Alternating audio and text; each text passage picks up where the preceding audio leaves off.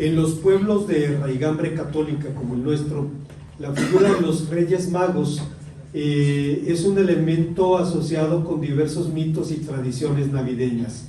Es paradójico que los evangelios ofrezcan tan poca información sobre estos misteriosos personajes y que aún así los magos sean algunos de los personajes más fascinantes de sus relatos. Durante la Edad Media el asunto se consideró cosa juzgada y echó raíces en la cultura occidental. Así, en el mundo hispánico, Reyes no solo se convirtió en toponímico, es decir, en nombre de lugar, sino que también se convirtió en patronímico, se convirtió en nombre propio, tanto nombre como apellido. Durante el medievo, durante la Edad Media, se fechó la visita de los magos a Belén el 6 de enero, se estableció que los magos eran tres, que eran reyes, que se llamaban Melchor, Gaspar y Baltasar, e incluso se ubicó el lugar de su sepulcro.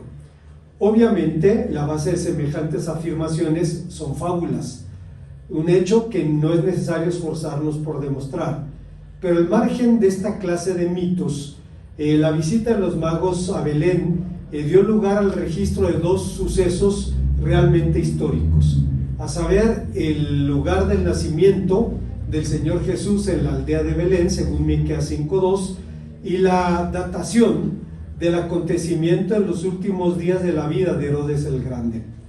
Pero los silencios de las Escrituras obviamente nos enfrentan a preguntas ineludibles. ¿Quiénes eran estos magos? ¿Qué clase de magos eran y de dónde provenían? Y lo más importante, ¿cuál era realmente el fin de su visita a Belén? A fin de buscar respuestas a estas preguntas, les invito a considerar el tema que hemos titulado Misterios y certidumbres de una mágica visita. No es necesario, hermanos, enfatizar, tratar de demostrar que cuando en los asuntos de la fe la Biblia guarda silencio, inmediatamente abren la boca el mito y la tradición. Cuando la palabra de Dios no dice algo, los hombres tratan de llenar las líneas en blanco, proponiendo algunas ideas, algunas fábulas, algunos mitos, muchos de ellos fantásticos, que realmente no arrojan luz sobre lo que estamos considerando. Pero en este caso, hermanos, es un relato bíblico que habla de personajes misteriosos cuya visita dio lugar a dos hechos fuera de controversia. Primero, ubicar el nacimiento del Señor Jesús en la aldea de Belén, y segundo, ayudarnos a datar, a fechar más o menos el acontecimiento. Pero hay cuando menos tres ideas que encontramos en este pasaje. La primera de ellas gira en torno a la identidad de los magos. La palabra magos es de origen persa y según Heródoto denominaba la clase sacerdotal de los medos y los persas.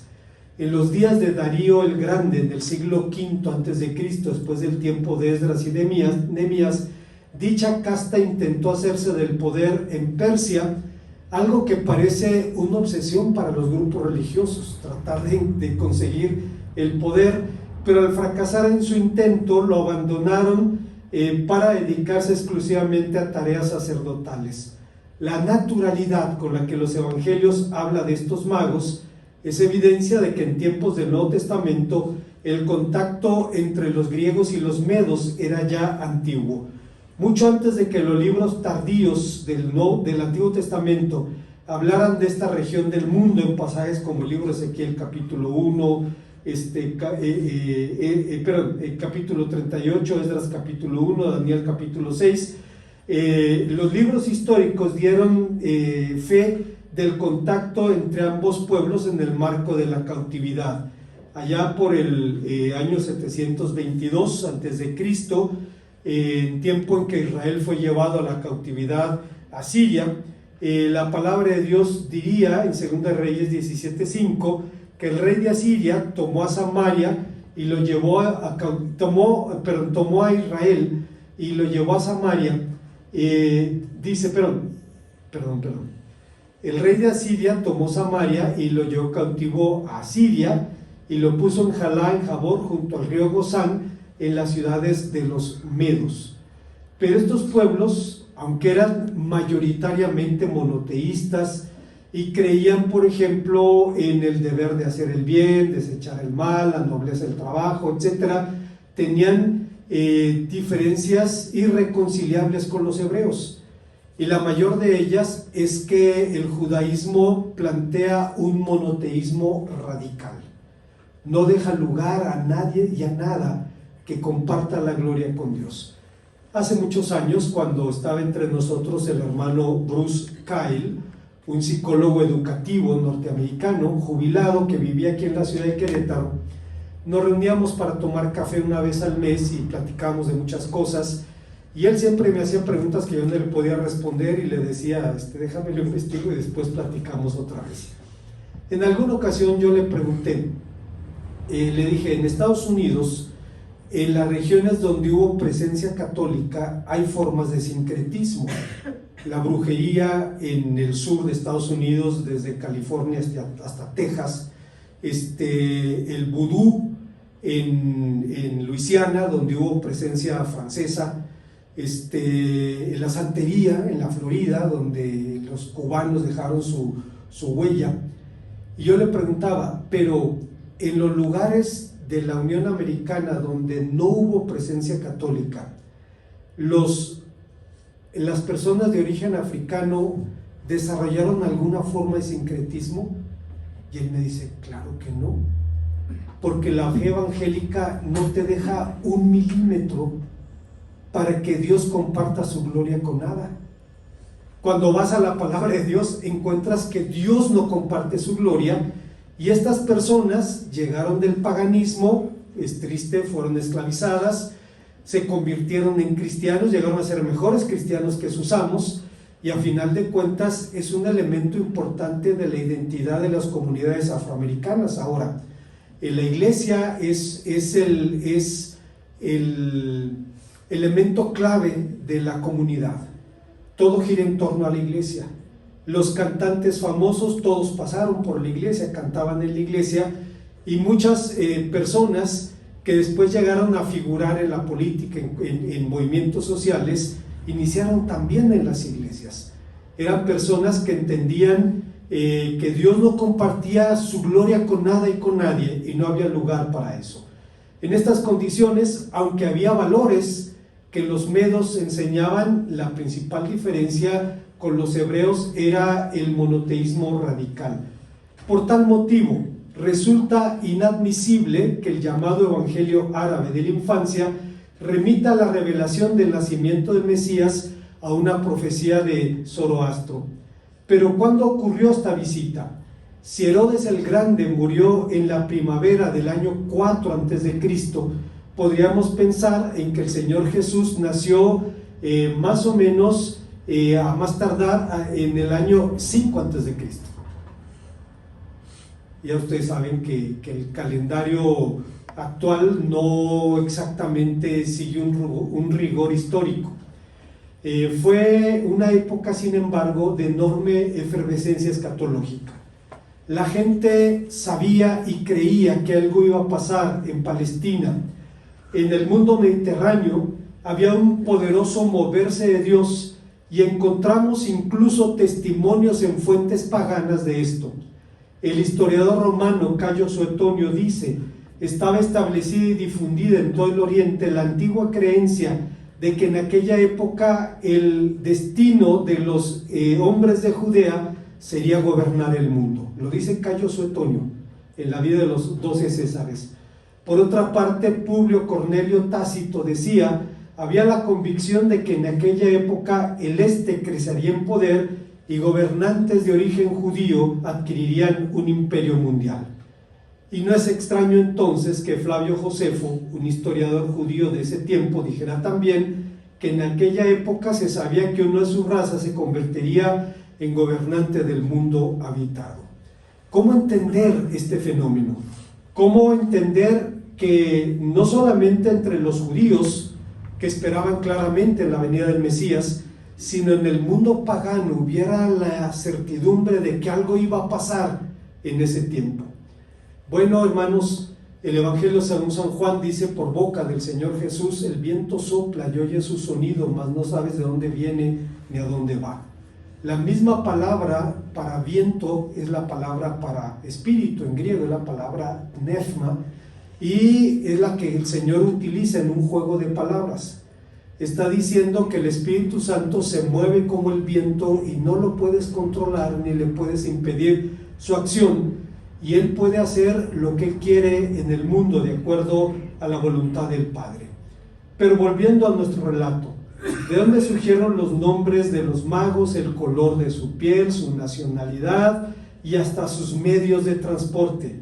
Fueron simples intentos por armonizar el relato bíblico con la interpretación imperante en la Edad Media, pues si Cristo era el Rey del mundo, era necesario ver a los magos como representantes de los pueblos de Asia, de África y de Europa, es decir, de los descendientes de Sem, de Cam y de Jafet.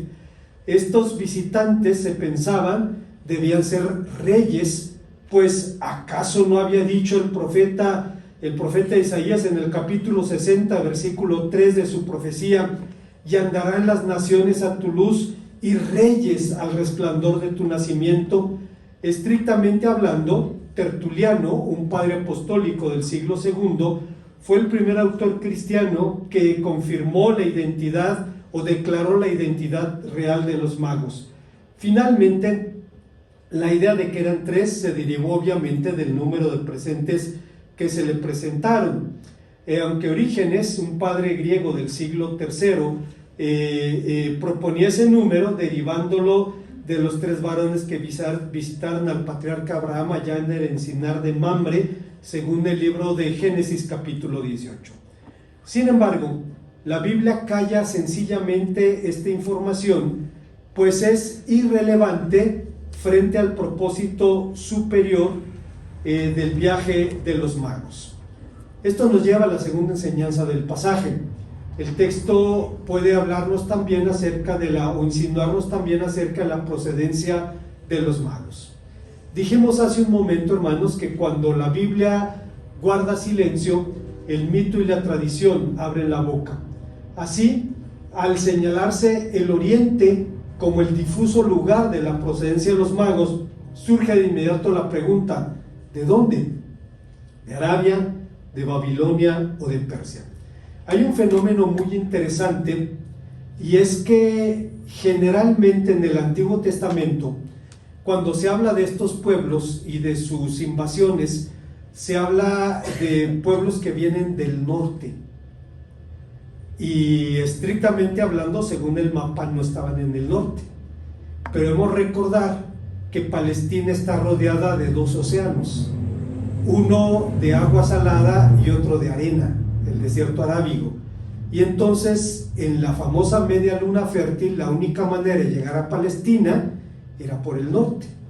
Entonces, aunque estrictamente hablando no eran pueblos del norte, se les describe así. ¿De dónde provenían?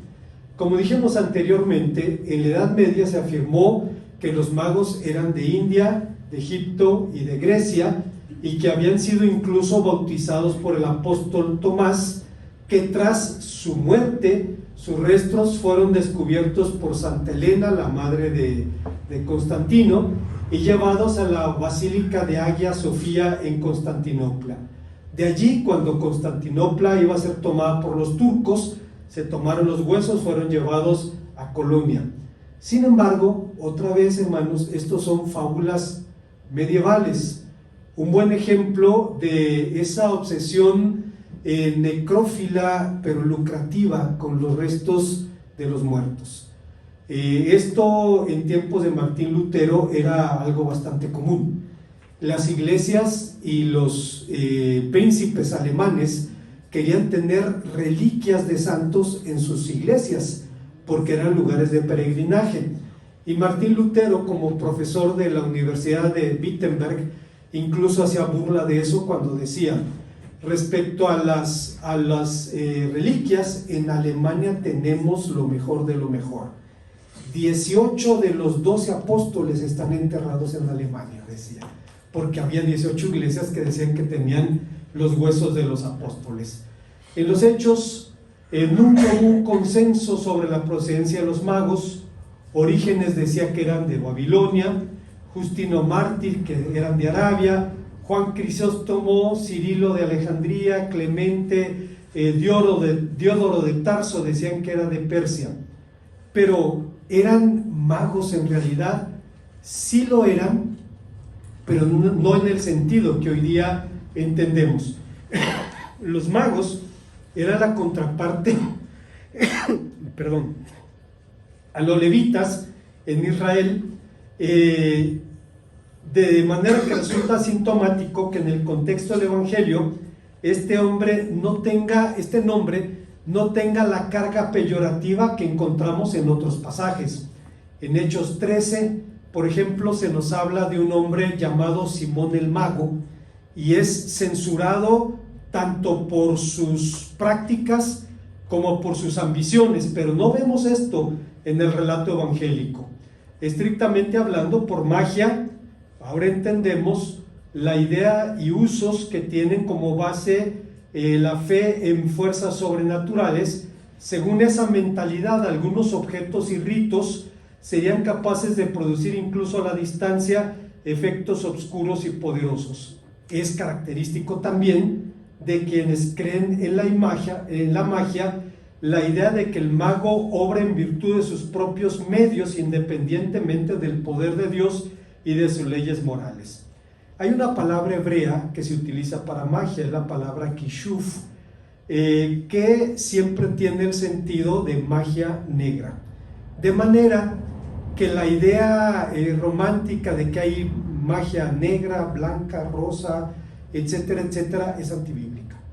Es decir, a la luz de la Biblia, todas las formas de magia, de adivinación, están condenadas y son señaladas en la palabra de Dios como prácticas que deben evitarse. De modo que es correcta la negativa visión que judíos y cristianos tenemos sobre la magia, porque su condena es la expresión inexorable de un monoteísmo radical, que fuera de Dios no reconoce ningún otro poder o potestad, como dice Levítico 19, Deuteronomio 18, Segunda Reyes 23. Sin embargo, en este caso, las fuentes evangélicas no emiten juicios de valor, de manera que si efectivamente estos magos provenían de Persia, su nombre les vendría no por la práctica de las llamadas ciencias ocultas, sino por pertenecer a una clase sacerdotal, a una clase de sabios que, independientemente de su religión, eran depositarios de un saber de un pueblo antiguo, de uno de los crisoles de la civilización humana. Los magos de Persia, junto con otros grupos sacerdotales, fueron precursores en los avances de la astronomía, la medicina, la medición del tiempo, las matemáticas, la geometría, conocimientos que hoy constituyen virtuales cimientos del actual desarrollo científico. Es decir, fueron pueblos que aportaron para la civilización. Hay una tercera y última enseñanza en este pasaje, y creo que es la enseñanza más importante. ¿Cuál era el propósito de la visita de los magos? Los magos lo declararon abiertamente. Se lo dijeron a Herodes: ¿dónde está el rey de los judíos que ha nacido? Porque su estrella hemos visto en el oriente y venimos a adorarle. Hasta aquí llegan los mitos, las tradiciones, las especulaciones. Después de esta declaración empiezan a develarse las certidumbres de esta mágica visita, que a la luz de la interpretación cristiana tendría tres propósitos. Primero, dar un testimonio cosmológico. La estrella simbolizaba la obediencia del universo a su rey. Esta idea no es extraña en el Nuevo Testamento, porque usted recordará a San Pablo allá en su carta a los Colosenses, capítulo 1, versículos 15 al 17, y es una de sus páginas cristológicas más gloriosas, cuando dice: Él es la imagen del Dios invisible, el primogénito de la creación, porque en Él fueron creadas todas las cosas, las que hay en los cielos y en la tierra, visibles e invisibles, sean tronos, sean dominios, sean principados, sean potestades. Todo fue creado por medio de Él y para Él, y Él es antes que todas las cosas, y todas las cosas en Él subsisten, y Él es la cabeza del cuerpo, que es la iglesia, el principio, el primogénito entre los muertos, para que en todo tenga la preeminencia. Jesucristo es el primogénito de toda la creación, no en el sentido de haber sido la primer criatura de Dios, sino el que tiene la posición de potestad y honor sobre la creación y las criaturas. De esto declaraba el credo niceno allá en el 325, engendrado, no creado, consubstancial con el Padre, por quien todo fue hecho, quien por nosotros los hombres y por nuestra salvación bajó del cielo y se hizo hombre.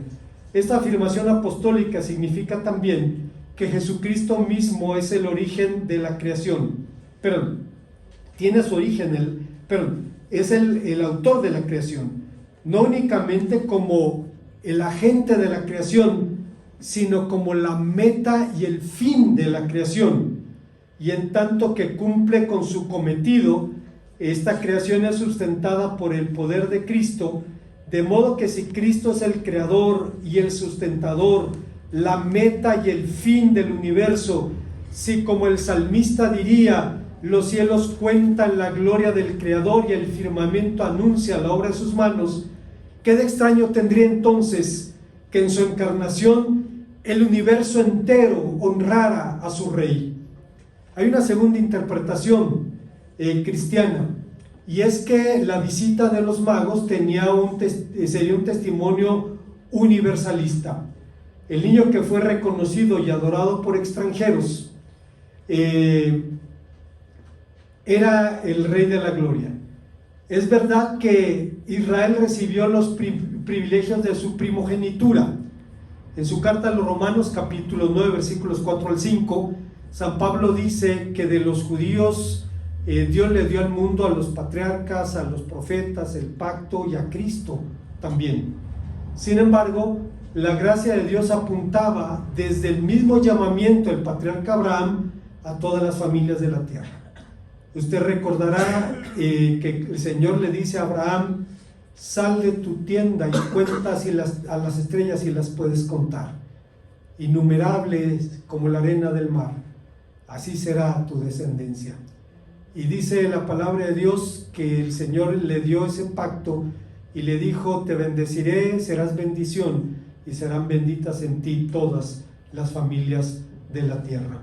Así, a fin de dar cumplimiento al primitivo designio de Dios, el Señor Jesús ordena, por tanto, ir y hacer discípulos a todas las naciones. 3. Esta visita tendría como propósito dar un testimonio anti-herodiano. Herodes, ese idumeo, ese árabe que había usurpado y reinado sobre la nación, no era el legítimo rey de Israel. Saben, hermanos, los judíos nunca en la historia obligaron a judaizarse a nadie, a diferencia de los cristianos. Los judíos solo una vez en la historia, solo una vez, judaizaron a un pueblo, lo obligaron a convertirse, y fue a los idumeos, y pagaron por ello, porque le dieron a Herodes, al ser judío, aunque era idumeo, el derecho de ser rey de Israel. Y desde entonces aprendieron: no puedes forzar a nadie a convertirse, a nadie. Es más, los judíos estiman enormemente a sus conversos, tienen una altísima estima por la gente que se convierte al judaísmo, porque dicen, el judío, ustedes saben, la identidad judía se transmite por línea materna. Si la mamá es judía, el niño es judío. Si el papá es judío y la mamá no, el niño no es judío. Puede convertirse, pero no es judío, técnicamente hablando. La ascendencia se transmite por la línea materna. Los judíos lo aprendieron de una manera muy dura y entendieron: no se puede obligar a nadie a convertirse. Bueno, Herodes, siendo judío, técnicamente tenía derecho a ser rey de Israel, aunque no era davídico. Pero el testimonio o la visita de los magos era un testimonio de que su legítimo dueño del trono era un verdadero príncipe davídico, según Miqueas 5:2, quien no fue reconocido por los poderes religiosos de su tiempo, ni políticos tampoco, pero el prometido gobernador que apacentaría a su pueblo Israel. Dio noticia para un paranoico como Herodes. Herodes siempre ambicionó el poder y conservarlo. Hubo un escritor norteamericano a principios del siglo pasado, John Kenneth Turner, quien escribió un librito desgarrador que se llama México Bárbaro. Si no lo ha leído, léalo y va a llorar cuando lea lo que encuentre allí. Es una historia desgarradora de nuestro país hace 100 años. John Kenneth Turner decía en las conclusiones de su libro, primero, él dijo, México va a la guerra civil. Dice, esto va a estallar, y sí, ocurrió la revolución. Dijo, los defensores del general Díaz dicen que no es un hombre ambicioso, que nunca se enriqueció, y es verdad. Porfirio Díaz no fue escandalosamente rico, tenía sus bienes, pero no era el hombre más rico de México, ni mucho menos, porque para el general Díaz la meta no era el dinero, la meta era el poder, y el dinero era una herramienta para acceder al poder. Esa era su ambición. Era el caso de Herodes. Un embajador romano llegó a decir, cualquier cerdo está más seguro en las porquerizas que los hijos de Herodes, porque los mató a todos, acabó con ellos. Ese verdadero rey era un príncipe davídico que no fue reconocido por los poderes políticos religiosos de su tiempo, pero noticia para un paranoico como Herodes, quien siempre temió el día en que se levantara el legítimo dueño del trono que usurpaba. Así que con esta visita, los poderes políticos religiosos fueron notificados no de la dignidad real de los magos, sino del niño. Ese niño era finalmente quien habría de venir. ¿Cuánta razón tendría el apóstol San Pablo cuando dijo, mas hablamos de sabiduría de Dios en misterio, sabiduría oculta, la cual ninguno de los príncipes de este siglo conoció, porque si lo hubieran conocido, no hubieran martirizado al Señor de la gloria? Como conclusión, entre los pueblos hispánicos, los Reyes Magos es un elemento más de la celebración de la Navidad.